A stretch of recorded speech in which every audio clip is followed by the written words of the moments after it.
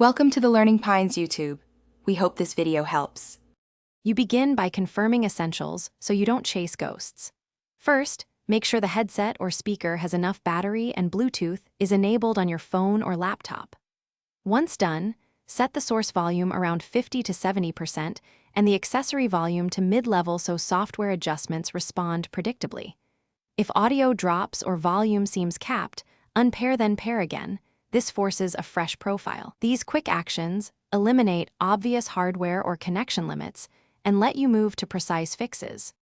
Now you dig into system and codec behavior because Bluetooth profiles change volume and quality.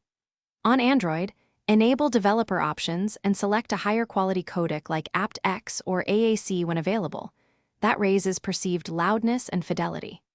On Windows, open sound settings, make the Bluetooth device the default communication device, and inspect the Levels tab.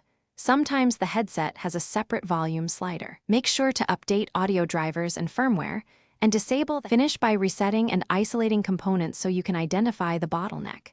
Reset the accessory to factory defaults, repair it, and play a test track. That clears profile corruption. If problems persist, plug in with a cable or pair the accessory to a second phone or laptop. This tells you if the issue is the source or the headset. If all else fails, change the Bluetooth codec or try another device. This single troubleshooting step often reveals whether firmware, codec limits, or hardware is the cause.